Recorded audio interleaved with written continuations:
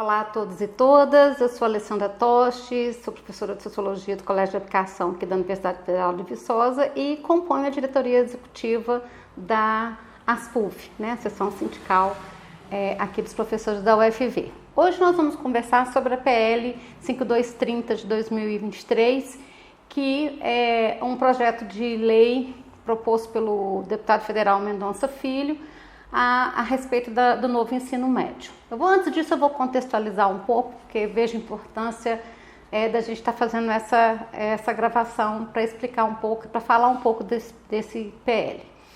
Bom, a gente começa com a Política Pública Nacional de Educação para o Ensino Médio na Lei 13.415 de 2017, e que ela, como a política pública, ela propõe o novo ensino médio, substituindo a LDB, a Lei de Diretrizes Básicas de 1996.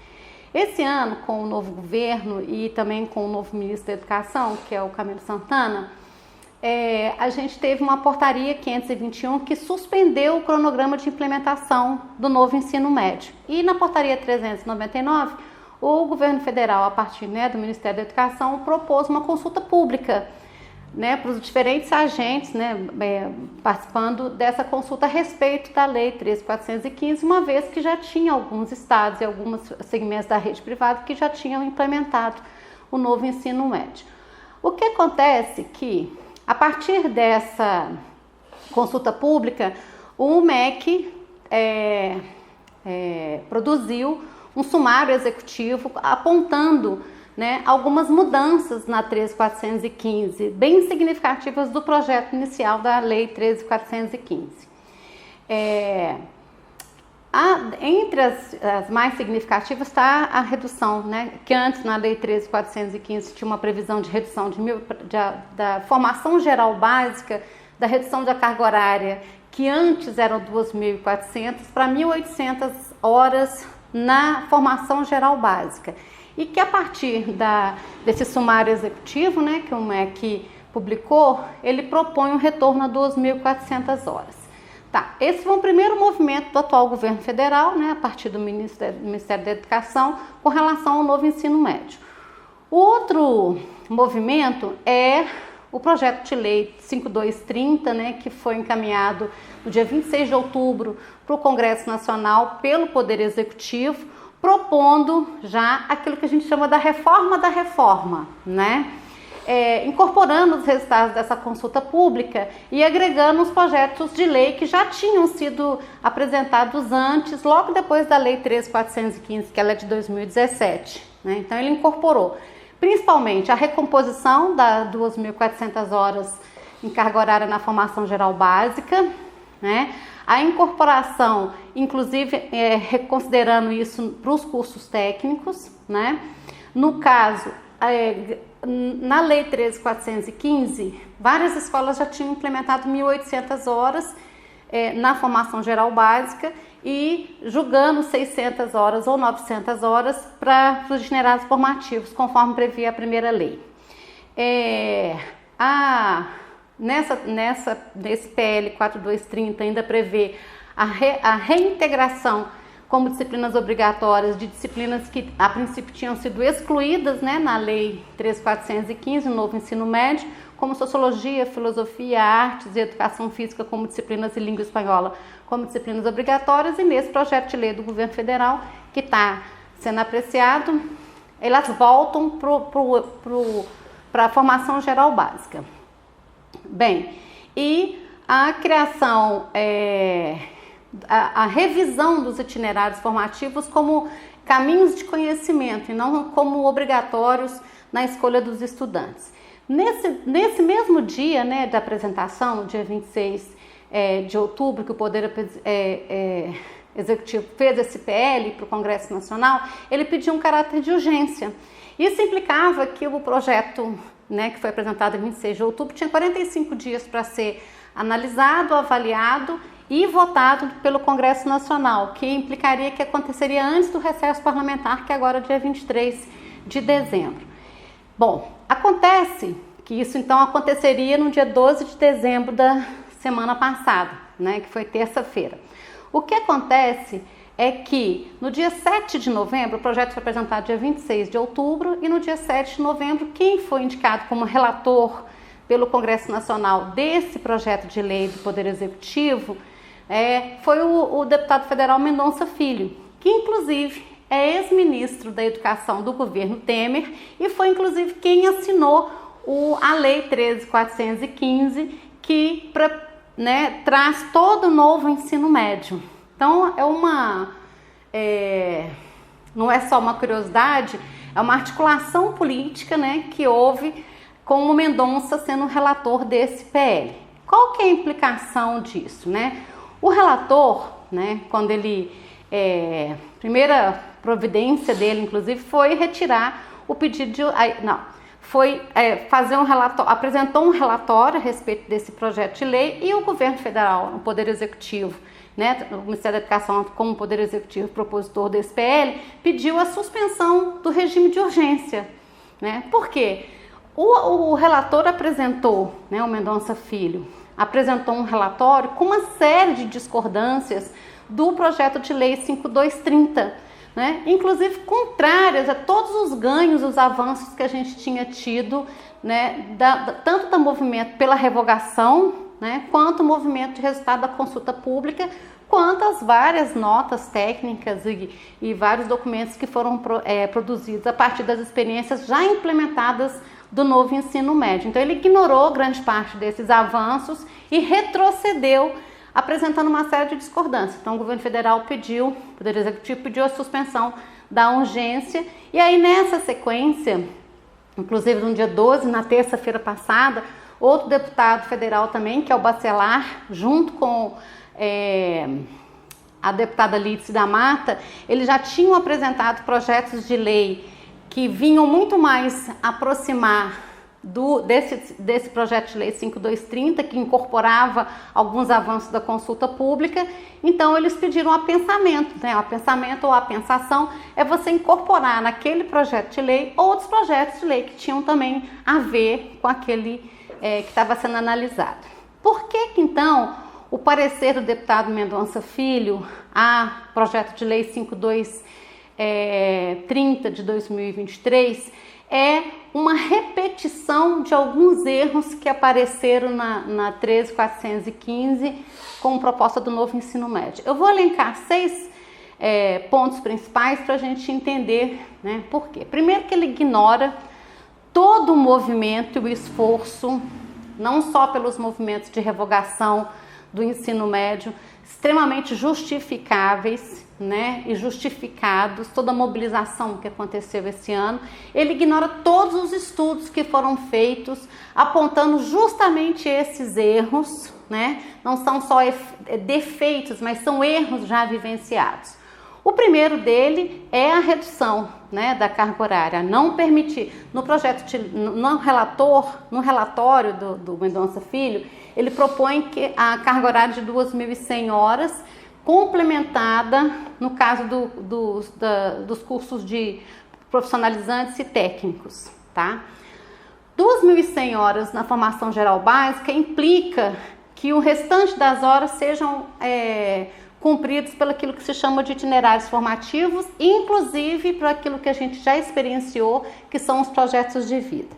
Por que isso é um erro? Não é só um retrocesso, porque quando você reduz essa carga horária, necessariamente tira carga horária de disciplinas como biologia, química e física, que já aconteceu, assim como necessariamente torna desobrigatórias disciplinas como língua espanhola, sociologia, filosofia, artes e educação física, que só foram incorporadas no ensino médio como resultado de muitas lutas, de um reconhecimento que essas áreas elas trazem, ampliam, a formação em termos de conhecimento científico, em termos de conhecimento artístico, filosófico e humanístico, nesse nível do ensino médio, que ele é um nível entendido como formação e como fechamento de formação, já apontando para a vida civil. Então ele tem que ter, o estudante, a juventude, ela tem a maturidade para ter aprofundamento nessa área de conhecimento. Então isso seria um retrocesso, porque mais de 80% dos jovens matriculados nas escolas públicas, principalmente, não vão ter contato com esses conhecimentos que eles são dados dentro do nível do ensino médio. A segunda é a manutenção que o relator propõe, manutenção de 900 horas naqueles chamados itinerários formativos, que acaba tendo uma visão um pouco negativa, porque dá uma ideia de que é preciso massificar a oferta da educação, da formação técnica profissional. Só que para que tenha um projeto de política pública não gosto muito da palavra de massificar, mas de extensão, de expansão, né, da educação técnica profissional, é preciso ter investimentos públicos e privados. Só que esse discurso, essa justificativa que o relator coloca, ela é uma justificativa que, no fundo, ela aponta para um processo de privatização da oferta da formação técnica profissional, porque ela acaba atendendo muito mais os interesses da iniciativa privada do que realmente uma política pública de educação profissional. Profissional para quê? Para formação para quem? Principalmente para o mercado. Então, o mercado de trabalho que vai atender os interesses dos segmentos privados é que vão determinar quais que são os tipos de formação que ele precisa, pelo menos naquele momento. E ele vai oferecer aquilo que se chama de parceria. Então, isso é uma privatização do ensino, dessa oferta. O terceiro argumento usado pelo relator com relação à redução dessa carga horária, que estava prevista de 2.400 para 2.100, ele diz que no seu projeto é para estimular a interdisciplinaridade. Essa é uma outra falácia, porque no fundo, quando você tira disciplinas, você reduz a possibilidade de interdisciplinaridade. E a interdisciplinaridade não depende só das disciplinas, e sim da dinâmica das escolas, como que os parâmetros curriculares, como que os processos de ensino e aprendizagem são construídos dentro das escolas. Então, a redução da oferta, ela necessariamente vai reduzir a possibilidade de haver uma interdisciplinaridade. Então, é um discurso que ele acaba sendo muito esvaziado, porque no fundo o ensino, você está tirando disciplinas propedêuticas em termos de formação, tá? O quarto ponto que o relator retorna, com a ideia no relatório dele do notório saber, e também essa ideia de você incorporar profissionais com o notório saber estimula e legitima uma desespecialização, de corpo docente atuando no ensino médio. A questão não é a pessoa ter um reconhecido notório saber, a questão é como ela atua como docente no ensino médio, entendendo que existe uma formação para isso. E isso acaba fragilizando a necessidade real, muito mais presente, de estruturação da carreira docente nos estados, principalmente, que é o ente federado que é responsável pela oferta do ensino médio, e desarticula, a carreira docente. Então, você incorpora o notório saber, então você tira o compromisso de estruturar um plano de carreira, de cargos e salários, que é um plano de carreira docente. E isso foi um ganho que a gente teve nas mobilizações contra a Lei 13.415 e que ela tinha sido retirada do projeto de lei 5230 pelo Poder Executivo, e agora o relator reincorpora na sua relatoria. Bom, o quinto ponto questionável, do projeto de lei e combatível, é o fato de que ele reinsere a modalidade de ensino à distância, a possibilidade de oferta de ensino à distância na formação geral básica. Esse é um debate muito importante na consulta pública e nos demais fóruns, porque inclusive a questão não é a educação à distância, é a educação à distância podendo ser oferecida dentro da formação geral básica, que ela seja oferecida nas horas complementares ou nos caminhos de formação, mesmo que a gente tenha uma série de modalidades, isso não é a questão é quando é permitido dentro da formação geral básica, nas 2.100 horas que ele está sugerindo, que a gente defende como 2.400 horas. Qual que é o problema? Primeiro que se entende que o ensino médio, ele ainda é um nível em que o espaço da escola é um espaço de socialização, não só de produção de conhecimento, de aprendizagem de conteúdos. Né? Fundamentalmente na fase da juventude, a escola é um processo, é um espaço de construção de sociabilidades e de construção de sociabilidades que elas colaborem com o amadurecimento da juventude. Então é mais importante fortalecer o espaço da escola do que estimular a educação à distância. Além disso, a gente corre o risco mesmo de um esvaziamento.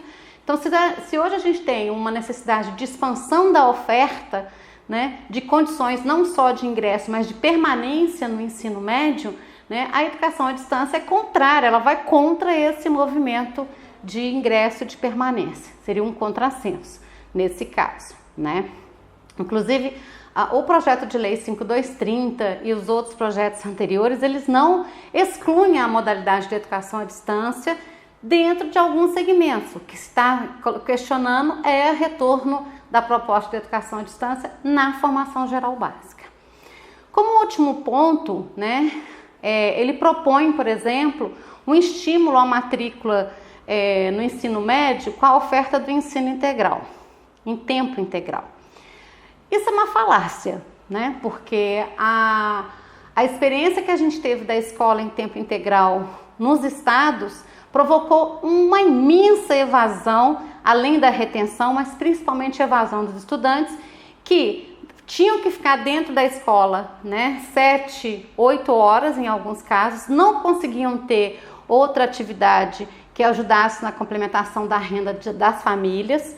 Muitas vezes a própria escola não tinha condições de oferecer, por exemplo, lanche de manhã, lanche de tarde e almoço, e nem tinha condições de transporte conforme o município onde estava instalado. Então, na prática, esse programa de expansão de matrícula e de estendimento do ensino regular para o ensino em tempo integral, ele não se concretizou, né? As escolas privadas, em alguns casos, dividiam os horários e as escolas públicas não conseguiram manter, e o que gerou realmente foi muito mais evasão, e a evasão a gente sabe que significa muito mais desigualdade social.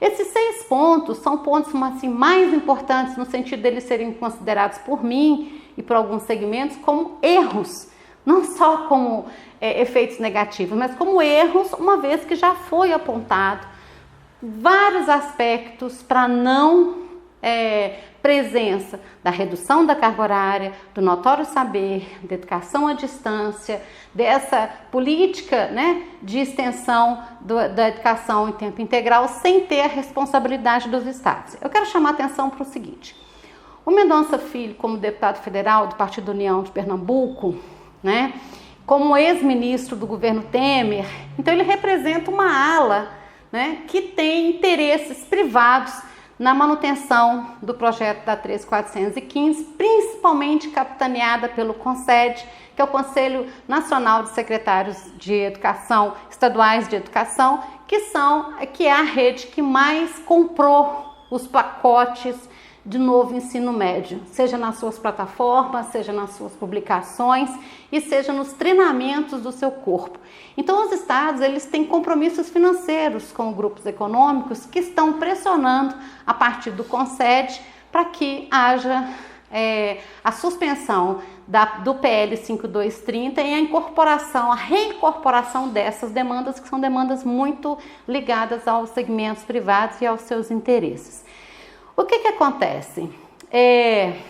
O projeto de lei está na pauta dessa semana do Congresso Nacional. Foi pedido, né, entrou-se com um pedido de que ele fosse votado em sessão urgente, urgentíssima, mas a gente sabe que o governo federal e principalmente o Congresso Nacional está com uma pauta de questões, de temas, né, muito mais ligados à economia nesse momento. Então eu, Alessandra, acredito que talvez a votação fique para o ano que vem, né? Eu espero, inclusive, que fique, mas é importante, porque, por exemplo, essa semana tem a tributação dos incentivos fiscais, a regulamentação das apostas esportivas, o fim dos juros sobre capital próprio, que são pautas que impactam muito no orçamento, né? E na vida fiscal, principalmente depois da reforma tributária que foi aprovada por agora. Eu espero que não seja, né, votada em regime de urgência urgentíssima, principalmente com essa pensão que o deputado Bacelar pediu e a Alice da Mata, entendendo que todas as justificativas que foram utilizadas para que o projeto de lei entrasse de novo na pauta de votação são justificativas de procedimentos que já aconteceram. Por exemplo, vamos fazer uma audiência pública, isso tudo já foi feito durante o ano, então eu acredito que não justifique. Mas a gente sabe que a política pública nacional como essa, ela é um objeto de disputa de interesses que já são colocados, né, todos muito evidentes, e o grande problema dessa relatoria do Mendonça Filho, que ele representa justamente um erro, não só um retrocesso, porque os erros já foram apontados em todos os debates e estudos que foram realizados durante esse ano.